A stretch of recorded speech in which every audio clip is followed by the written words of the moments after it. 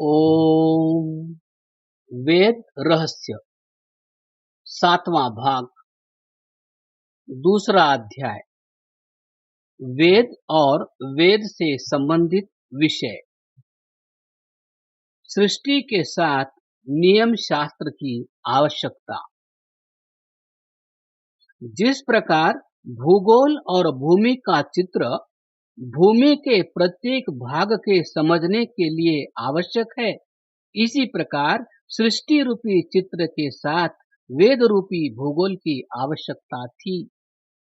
हम यहाँ भूगोल शब्द को केवल नदी पहाड़ बतलाने वाले ग्रंथ के अर्थ में नहीं ले रहे हैं, अपितु हमारा अभिप्राय भूगोल से सृष्टि नियम शास्त्र है, जिसमें न केवल नदी पहाड़ का उल्लेख हो बल्कि जगत और जगत निवासियों के जीवनी को ऊंचा बनाने वाले नियम भी हो, जिनसे न केवल जगत की जानकारी हो किंतु जगत को अच्छा और शांतिप्रद बनाने की मर्यादाओं का भी ज्ञान हो। हम वेद को इसी प्रकार का ग्रंथ मानते हैं और इसीलिए जगत के आरंभ में ही उसके होने की आवश्यकता का अनुभव करते हैं।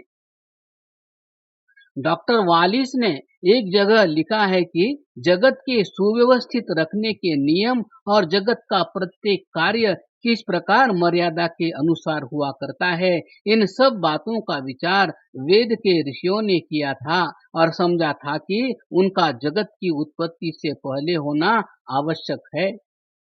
डॉक्टर का अभिप्राय यह है कि उपयुक्त बातें वेद के द्वारा प्रकट की गई है और इसलिए वेद का जगत के प्रारंभ में होना अनिवार्य था, जैसा कि ऊपर कहा गया है। एक और विद्वान ने किसी जगह लिखा है कि ईश्वर के हाथ के लिखे हुए सच्चे ग्रंथ दो हैं, एक प्राकृतिक नियम रूपी ग्रंथ तथा दूसरा प्राकृतिक नियम जो मनुष्य के मस्तिष्क में प्रादुर्भूत किए गए। जगत रचयिता के ज्ञान, बल और दया ब्रह्मांड के प्रत्येक वस्तु में स्वर्ण अक्षरों में अंकित है। हम यहाँ दो और संगतियों को प्रकट कर देना आवश्यक समझते हैं। उनमें से एक फिलिंट की है। फिलिंट ने एक जगह लिखा है कि प्राकृतिक नियमों, जगत रचना तथा ईश्वर की संरक्षता का प्रकाश, ईश्वर के ज्ञान और उसकी इच्छा को प्रकट करने के लिए जिनका प्रकट होना मुक्ति के लिए आवश्यक है, काफी नहीं है।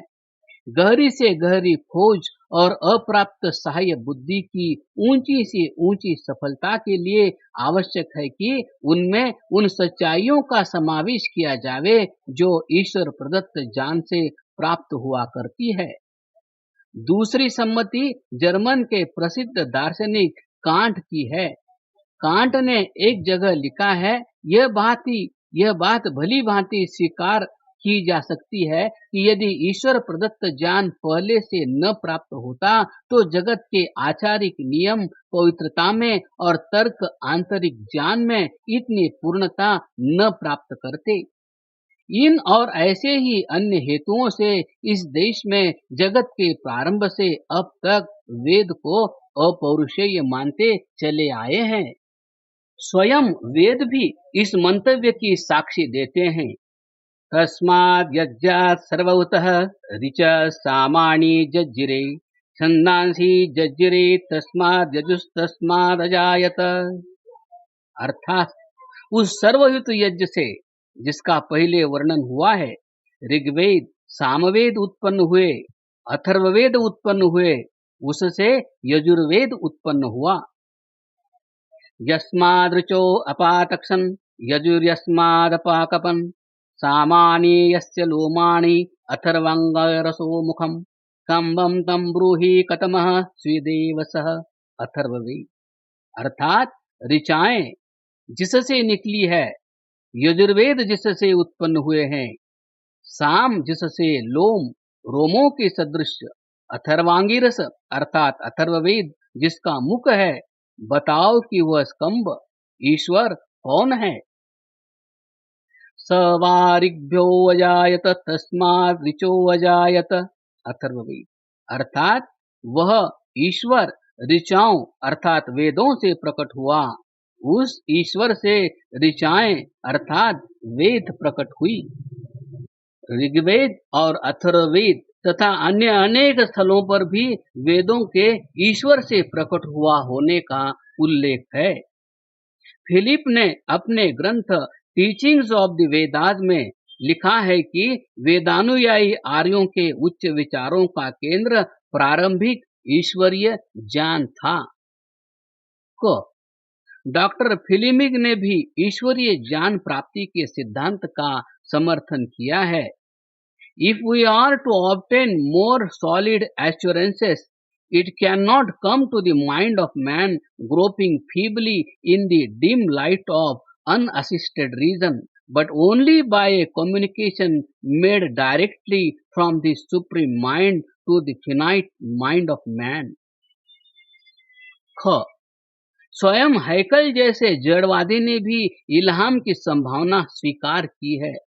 उसने लिखा है कि यदि ईश्वर की सत्ता स्वीकार कर ली जावे तो उस ईश्वर के द्वारा ज्ञान प्राप्त होने में कोई वैज्ञानिक बाधा नहीं हो सकती। उसके शब्द ये हैं, दे मे और may not receive such information but there is no scientific ground for dogmatism on the subject nor any reason for asserting the unconceivability of such a thing. Go. America के प्रसिद्ध विद्वान Thomas pen, जिसने Bible के इल्हामी होने का प्रबल खंडन किया है और जिसने बाइबिल के अनेक लेखकों के लिए प्रमाणित किया है कि वे जोड़ और बाकी तक नहीं जानते थे, इल्हाम के संबंध में उसने जो युक्ति दी है वह वेदों पर पूर्ण रीति से चरितार्थ होती है। उसकी सम्मति इस प्रकार है, revelation is a communication of something which the person to whom the thing is revealed did not know before. For if I have done a thing or seen it done, it needs no revelation to tell me I have done it or seen it, nor enable me to tell it or to write it. Revelation therefore cannot be applied to anything done upon earth of which man is himself actor or the witness, and consequently all the historical part of the Bible, which is almost the whole of it, is not within the meaning and compass of the world revelation, and therefore is not the word of God.